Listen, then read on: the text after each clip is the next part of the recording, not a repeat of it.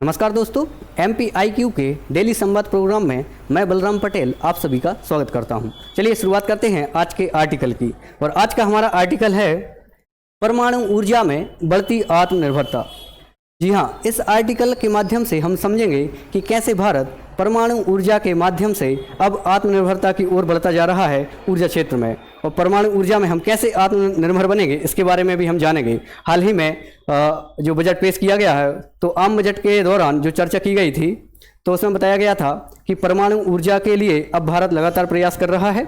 और अभी हाल ही में गुजरात के सूरत जिले में तापी काकरापार जो परियोजना है उसका भी शुभारंभ किया गया था, तो उसको भी हम जानने का प्रयास करेंगे। साथ ही साथ इस आर्टिकल के माध्यम से हम यह भी जानेंगे कि कुल विद्युत उत्पादन में परमाणु ऊर्जा का योगदान कितना है। और आगे हम यह भी देखेंगे कि कुल विद्युत उत्पादन में परमाणु ऊर्जा का जो योगदान है उसका जो प्रतिशत है वो कैसे बढ़ाया जा सकता है, इसके बारे में भी आज हम समझेंगे। और हम यह भी देखेंगे कि कैसे निजी निवेश और सार्वजनिक क्षेत्र दोनों आते हैं और कैसे परमाणु ऊर्जा के क्षेत्र में एक मील का पत्थर साबित होंगे, इसके बारे में भी हम आज जान रहे होंगे। और परमाणु ऊर्जा संयंत्रों को स्थापित करने के लिए कौन कौन सी चुनौतियों का सामना हमें करना पड़ सकता है, इसके बारे में भी हम जानेंगे। और कैसे एक बहुत बड़ा बजट जो कि लघु ऊर्जा संयंत्रों के लिए अभी हाल ही में आवंटित किया गया है, तो उसके बारे में भी हम चर्चा करेंगे। तो चलिए शुरुआत करते हैं आज के आर्टिकल की। साथियों बता दें कि जो हमारा पेपर 1 का पार्ट बी जो कि ज्योग्राफी से संबंधित है, तो उसमें ऊर्जा संकट, ऊर्जा संसाधन वाला जो पोर्शन है, तो वहाँ पर यह लिंक होगा आज का हमारा आर्टिकल। तो आप ध्यान रखिएगा, MPPSC के पेपर 1 के पार्ट बी के ज्योग्राफी का जो एनर्जी वाला पोर्शन है वहाँ पर यह लिंक होगा। तो चलिए शुरुआत करते हैं आज के आर्टिकल की। तो विकसित भारत के लिए ऊर्जा जरूरी सिर्फ पारंपरिक स्रोतों पर निर्भरता नहीं, इसको समझते हैं। हाल ही में आम बजट में चर्चा के दौरान बताया गया है कि अब विकसित भारत के लिए आप सभी जानते हैं कि जब हमें विकसित बनना है तो विकसित भारत के लिए हमें ऊर्जा की आवश्यकता होगी। और आप सभी जानते हैं कि सौर ऊर्जा एवं पवन ऊर्जा के लिए हम पहले ही बहुत अच्छा खासा प्रयास कर चुके हैं और अब बारी है परमाणु ऊर्जा को बढ़ाने की। आप जानते हैं ऊर्जा के जो स्रोत हैं उनको हम 2 भाग में बांट कर देख सकते हैं, एक तो परंपरागत स्रोत और साथ ही साथ अपरंपरागत स्रोत।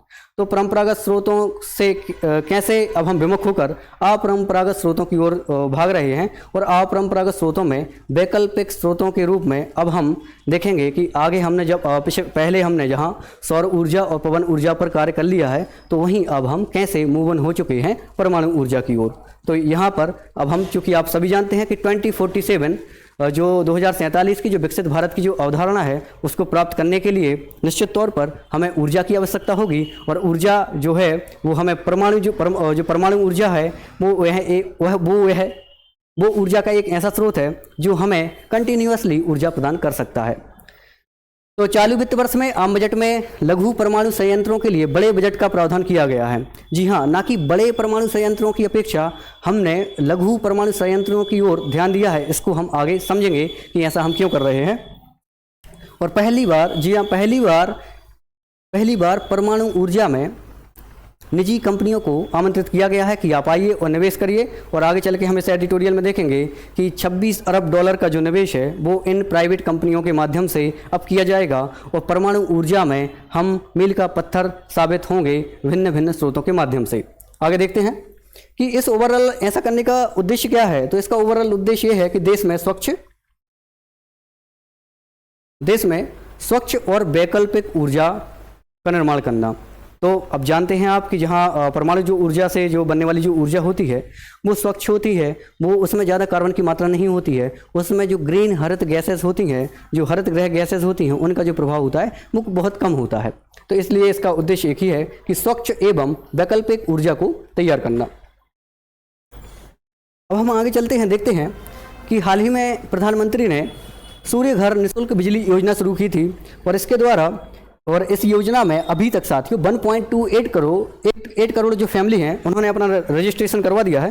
साथ ही 14 लाख के समथिंग इसमें जो है रजिस्ट्रेशन वो पेंडिंग में है। तो कैसे हमने सौर ऊर्जा के माध्यम से ऊर्जा की प्राप्ति की ओर हम अग्रसर हुए थे। और इस जो प्रधानमंत्री सूर्य घर निःशुल्क बिजली योजना है, इस योजना के माध्यम से हर एक घर में आप देखेंगे सौर पैनल स्थापित किए जाएंगे। तो सौर ऊर्जा के लिए तो हम वैसे ही कदम उठा चुके हैं, अब बारी है परमाणु ऊर्जा की। तो ऐसा करने से जब हम पारंपरिक स्रोतों से अपारंपरिक स्रोतों की ओर जा रहे होंगे ऊर्जा के, तो हम देखेंगे कि ऐसा करने से रोजगार के अवसर भी बढ़ेंगे और विकास भी होगा, साथ ही साथ पर्यावरण की जो समस्या है वो भी सुलझ जाएगी। इसके लिए चूंकि आप जानते हैं कि परमाणु ऊर्जा संयंत्रों के लिए हमें कुछ मेटल्स की आवश्यकता होती है, कुछ कीमती मेटल्स की आवश्यकता होती है, और जब तक इन मेटल्स की आपूर्ति नहीं होगी तब तक हम परमाणु संयंत्रों के लिए जो उपकरण होते हैं या परमाणु संयंत्र का जो इंफ्रास्ट्रक्चर होता है उसका हम निर्माण नहीं कर सकते हैं। तो इसके लिए हमारे लिए मेटल्स की जो आवश्यकता होगी तो वो हमें उसकी जो आपूर्ति होती है उस पर जो आयात शुल्क लगता है तो उसको भी हाल ही में सरकार के द्वारा घटा दिया गया है। तो वो कौन कौन सी धातुएँ हैं, तो हम देखेंगे कि निकेल, कोबाल्ट, तांबा और लिथियम, इनका प्रयोग परमाणु और सौर ऊर्जा के साथ ही अन्य ऊर्जा उत्सर्जनों में इनका प्रयोग किया जाता है। तो इन धातुओं पर हाल ही में सरकार के द्वारा आयात शुल्क जो है वो घटा दिया गया है। तो अब जो हमारे यहाँ जो भी ऊर्जा के जो उपकरण बनाना जो होगा वो बहुत आसान हो जाएगा, क्योंकि आयात शुल्क तो अब लगना नहीं है। आगे देखते हैं कि प्रधानमंत्री ने मैंने बताया था कि हम बात करेंगे कि देश की पहली स्वदेशी परमाणु ऊर्जा संयंत्र है वो कि गुजरात के सूरत जिले का तापी काकरा पार जो परियोजना है उसके बारे में हम बात कर रहे हैं। तो साथियों यह 22.5 करोड़ की यह परियोजना है और इसके द्वारा इसमें आप देखेंगे कि 700 मेगावाट के 2 परमाणु ऊर्जा संयंत्र इसमें स्थापित किए गए हैं और साथ ही साथ यह देश का पहला स्वदेशी परमाणु ऊर्जा संयंत्र है। साथ ही इसके द्वारा 10.4 अरब यूनिट की जो स्वच्छ बिजली का जो उत्पादन है वह प्रति वर्ष किया जाएगा। और वहीं पे बात करें तो शून्य carbon, net carbon, zero carbon उत्सर्जन की दिशा में यह मील का पत्थर साबित होने वाला है। और वहीं पर बात करें तो इससे गुजरात को तो लाभ होने वाला है, साथ ही साथ गुजरात से जो जुड़े हुए हैं या अन्य प्रांतों को भी इससे लाभ होगा। जी हाँ, अभी सरकार ने क्या किया है कि पहली बार निजी कंपनियों को आमंत्रित किया है परमाणु ऊर्जा में निवेश करने के लिए। तो अभी निजी कंपनियों के द्वारा 26 अरब डॉलर का निवेश आमंत्रित किया गया है सरकार के द्वारा। और यहाँ पर हम बता दें कि यह निवेश उन स्रोतों में किया जाएगा, ऊर्जा के उन स्रोतों को बनाने में किया जाएगा जिनमें कार्बन डाइऑक्साइड की जो मात्रा है वो बिल्कुल नगण्य होगी या बोले तो बहुत कम होने वाली है। साथ ही साथ अभी बात करें कि परमाणु ऊर्जा का जो योगदान है वो कुल विद्युत उत्पादन में या कुल बिजली उत्पादन में कितना है, तो साथियों 2% है, मात्र 2%। और वहीं 2019 के आर्थिक सर्वेक्षण 19-20 के आर्थिक सर्वेक्षण की यदि हम बात करें तो परमाणु ऊर्जा का जो योगदान है, परमाणु ऊर्जा का जो योगदान है वो मात्र 1.8% है। तो बात वही हो गई ना कि लगभग 2% के आसपास परमाणु ऊर्जा अपना योगदान दे रही है कुल विद्युत उत्पादन में। महत्वपूर्ण पॉइंट है। वहीं अब आगे बात करते हैं कि जब 26 अरब डॉलर का निजी निवेश परमाणु क्षेत्र में जो अपेक्षित है या आमंत्रित किया गया है, यदि इस निवेश का प्रॉपर तरीके से क्रियान्वयन यदि हो पाया तो निश्चित तौर पर हम बहुत जल्द ही परमाणु के माध्यम से एक बड़ी ऊर्जा की मात्रा को उत्पादित कर रहे होंगे या ऊर्जा का एक बड़ा सोर्स यहाँ पर हम निर्माण कर रहे होंगे। तो निवेश बढ़ा। तो वहीं पर अभी बात करें साथियों तो टोटल गैर जीवाश्म ईंधन के माध्यम से जो टोटल एनर्जी अभी बन रही है तो वो बन रही है 42%, 42%। वहीं पर यदि यह पूरा प्रोग्राम सफल हुआ तो 2030 तक कुल ऊर्जा के उत्पादन में 50% हिस्सेदारी हो जाएगी गैर जीवाश्म ईंधन की। तो महत्वपूर्ण है कि कैसे हम जीवाश्म ईंधन से गैर जीवाश्म ईंधन की ओर लगातार मूव ऑन कर रहे हैं। अब आगे देखते हैं कि इसी के लिए परमाणु ऊर्जा विभाग, साथ ही साथ NPCIL nuclear power corporation India limited, इन्होंने निजी कंपनियों के साथ कई दौर की वार्ता की है और उस वार्ता के माध्यम से यह क्लियर करने का प्रयास किया है कि परमाणु ऊर्जा में निवेश करने से कैसे भारत में ऊर्जा की जो है वो मात्रा बढ़ेगी और कैसे निजी कंपनियों को इससे फ़ायदा होने वाला है, साथ ही साथ कैसे सार्वजनिक क्षेत्र इसमें अपनी अहम भूमिका निभाएगा, इसके बारे में भी इसमें बातचीत की गई थी। तो जैसे बताया गया था कि निजी कंपनियों से 2040 तक 11,000 मेगावाट नई परमाणु ऊर्जा बिजली उत्पादन हम कर पाएंगे। तो 11,000 मेगावाट की ऊर्जा उत्पादन क्षमता हमारी हो जाएगी 2040 तक परमाणु के, और जो हमें सिर्फ परमाणु के माध्यम से प्राप्त हो रही होगी। वहीं पर अब इसमें जब निजी कंपनियों से समझौता किया गया है तो कुछ शर्तें होंगी। तो जब शर्तों की बात करते हैं तो जो कंपनियां होंगी, निजी कंपनियां होंगी, उनके लिए उनके पास परमाणु ऊर्जा संयंत्र उपकरणों, भूमि व जल प्रबंधन का वो खर्च उठाएंगी। तो जो कंपनियां हैं वो परमाणु ऊर्जा संयंत्र के लिए जो उपकरण लगेंगे उनका खर्च उठाएंगी, साथ ही साथ भूमि व जल प्रबंधन का जो खर्च है वो ये परमाणु कंपनियां उठाएंगी। और वहीं पर जो निजी वहीं पर जब बात करते हैं एनपीसीआईएल की या ऊर्जा विभाग की, तो ये क्या करेगा, तो ऊर्जा विभाग इसमें संयंत्र के निर्माण का जो खर्च है, साथ ही साथ संचालन का और ईंधन का जो खर्च है वो यहाँ पर एनपीसीआईएल उठाएगा, न्यूक्लियर पावर कॉरपोरेशन और इंडिया लिमिटेड उठाएगा। आगे देखते हैं जब हम, तो निजी कंपनियों को क्या फ़ायदा होने वाला है। तो निजी कंपनियां इसके माध्यम से जो प्राप्त बिजली होगी उसको बेचेंगी, साथ ही साथ राजस्व की प्राप्ति करेंगी। वहीं पर जो एनपीसीआईएल है वो परियोजना का संचालन करेगा और उस परियोजना से प्राप्त होने वाली जो राशि है वो एनपीसीएल को शुल्क के रूप में प्राप्त होगी। तो ये अभी तक हमने जाना। साथ ही साथ परिणामतः क्या होने वाला है रिजल्ट के रूप में, तो दोनों को लाभ होगा और साथ ही साथ इसमें कुशल व अकुशल रोजगार दोनों प्रकार के रोजगार का यहाँ पर सृजन होगा। अब देखें तो निजी कंपनी जब साथ में आ गई हैं और यहाँ पे हम देखेंगे सार्वजनिक क्षेत्र भी लगातार साथ में आके काम कर रहा है, तो यह एक प्रकार का अपने आप में एक हाइब्रिड नमूना होगा। और यदि यह सफल हुआ साथियों, तो बिल्कुल निश्चित तौर पर यह बात कही जा सकती है कि ऊर्जा के क्षेत्र में हम काफ़ी हद तक बहुत ही आगे होंगे।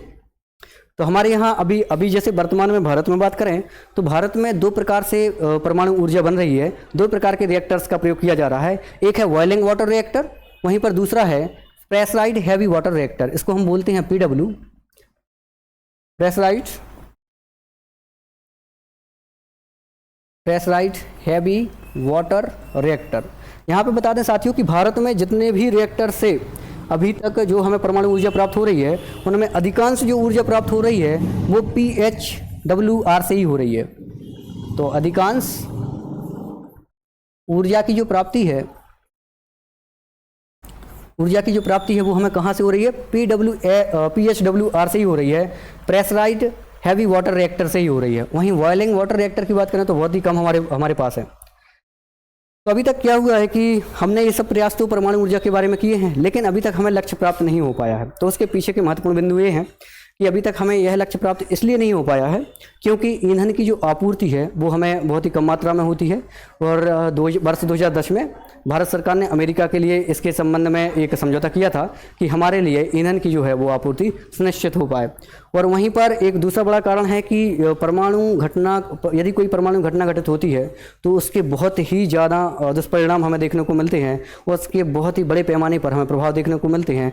तो इतना बड़ा प्रभाव कोई झेलने के लिए तैयार नहीं होता। एक यह महत्वपूर्ण कारण यह भी है कि यह जो कार्यक्रम है वो लगातार सफल नहीं होते हैं। आगे हम देखते हैं तो साथियों इसमें अमेरिका और फ्रांस इन्होंने बोला है कि परमाणु ऊर्जा के मामले में भारत जो है वो वैश्विक नियमों का पालन करे। अब यहाँ पर प्रॉब्लम ये आ रही है कि भारत वैश्विक नियमों का पालन करेगा, लेकिन इन नियमों को पालन करने में इन नियमों में सबसे प्राथमिक पॉइंट जो है वो यह होता है कि जो भारत होता है, भारत में जो है तो एनपीसीआईएल है, एनपीसीआईएल के द्वारा ही सभी परमाणु ऊर्जा संयंत्रों को नियंत्रित किया जाता है। अब चूंकि एनपीसीआईएल एक गवर्नमेंट कंपनी है, अब गवर्नमेंट कंपनी है तो कोई भी प्रॉब्लम यदि परमाणु रिएक्टर में आएगी या परमाणु से संबंधित कोई भी घटना घटित होती है तो पूरी जिम्मेदारी किसकी हो जाएगी, एनपीसीआईएल की हो जाएगी। अब एनपीसीआईएल मतलब सरकार, तो पूरी जिम्मेदारी सरकार की हो जाएगी। अब सरकार इतनी बड़ी जिम्मेदारी को वहन नहीं कर पाएगी, सफल नहीं कर पाएगी। इसीलिए यहाँ पे हम देखते हैं कि परमाणु ऊर्जा से संबंधित जितने भी मैटर हैं वो लगातार भारत में अधर में पड़े रहे हैं। लेकिन ऐसा बताया जा रहा है कि हाल ही में जो गुजरात के सूरत जिले में जो तापी काकरा पार जो परियोजना शुरू की गई है उसके द्वारा इस परमाणु ऊर्जा के संपूर्ण परिदृश्य को हम देखेंगे, गति मिल सकती है और आगे हम परमाणु ऊर्जा के क्षेत्र में बहुत ही अच्छा कर सकते हैं। लेकिन अब चूंकि पूरी गवर्नमेंट की रिस्पॉन्सिबिलिटी होती है। और यहाँ पर एक बात और साथियों कि जो अंतर्राष्ट्रीय जो वैश्विक निवेशक जो कंपनियाँ होती हैं वह भी परमाणु ऊर्जा के क्षेत्र में निवेश करने से डरती हैं। उसका महत्वपूर्ण बिंदु यही है कि इसमें जो होने वाली जो घटनाएं हैं वो बहुत ही बड़ी प्रभावी होती हैं और कोई भी देश में ऐसी कोई बीमा एजेंसी नहीं है जो इन घटनाओं की जिम्मेदारी ले सके, इन घटनाओं से होने वाली जो हानि है उसकी पूर्ति कर पाए। तो यह एक महत्वपूर्ण कारण होता है जिसके चलते परमाणु ऊर्जा से आप देखेंगे कि लगातार लोग बचते हैं।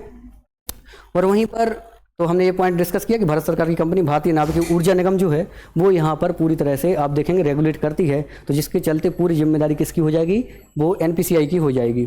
आगे चल के हम ये भी देखने में आया है, आप सभी बिल्कुल भी नहीं भूले होंगे कि रूस के 1986 में रूस में जो चेरनोबिल की जो घटना हुई थी, वो साथ ही साथ जापान में जो जापान के फुकुशिमा में सुनामी के कारण जो घटना घटित हुई थी वो भी हमारे लिए सचेत करती है।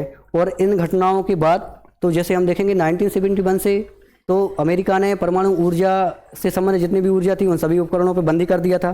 फ्रांस ने भी आगे चल के आप देखेंगे तो परमाणु ऊर्जा पर पूरी तरह से रोक लगा रखी थी कि 0%। जर्मनी ने भी अपने यहाँ पे ऊर्जा उत्पादन कर दिया था। लेकिन यदि हम देखेंगे कि यदि ये सभी जो घटना है ये हमें आगाह करती हैं कि परमाणु ऊर्जा उत्पादन की ये संयंत्र है कहीं ना कहीं बड़े पैमाने पर हमें क्षति भी पहुंचा सकते हैं। तो इसी के चलते भारत सरकार ने छोटे परमाणु ऊर्जा संयंत्रों पर निवेश किया है और ऐसा माना जा रहा है कि यह निवेश बहुत ही सक्सेसफुल होगा, क्योंकि छोटे ऊर्जा संयंत्र जो होते हैं उनको नियंत्रित करना बहुत ही आसान होता है। और वहीं पर बात करें परमाणु जो ऊर्जा होती है वो स्वच्छ ऊर्जा होती है, ग्रीन हाउस गैसेस से रहित ऊर्जा होती है, या यूँ बोल सकते हैं कि परमाणु ऊर्जा में जो ग्रीन हाउस गैसेस होती हैं उनकी जो भूमिका होती है वो बहुत ही कम होती है। तो साथियों, और बात करते हैं भारत में तो 2 प्रकार के रिएक्टर हमने पढ़े थे अभी।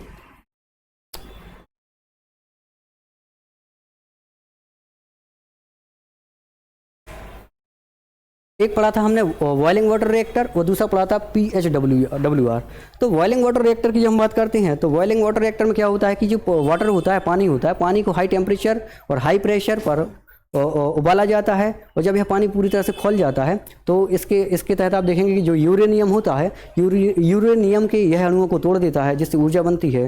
परिणाम स्वरूप इस ऊर्जा को टरबाइन की ब्लेड्स पे फ्लो किया जाता है और ऐसे ऊर्जा उत्पन्न की जाती है। वहीं बात करें प्रेशराइज्ड PHWR की, तो PHWR में क्या होता है, बहुत ही अधिक मात्रा में यहाँ पे पानी की आवश्यकता होती है क्योंकि इसमें उच्च दबाव पर पानी को सप्लाई किया जाता है और इस प्रकार के जो संयंत्र हैं उसमें जल की अधिक आवश्यकता होती है। इसलिए इन संयंत्रों को आप देखेंगे समुद्र के किनारे ही स्थापित किया जाता है। तो आप देखेंगे भारत के मोस्टली जो संयंत्र हैं वो समुद्र के किनारे आपको देखने मिल जाएंगे। ठीक है, तो ये था आज का हमारा आर्टिकल। आप हमें कमेंट बॉक्स में ज़रूर लिखें कि आपको यह आर्टिकल कैसा लगा। कल फिर हाजिर होंगे एक नए सेशन के साथ। तब तक के लिए साथियों नमस्कार, जय हिंद।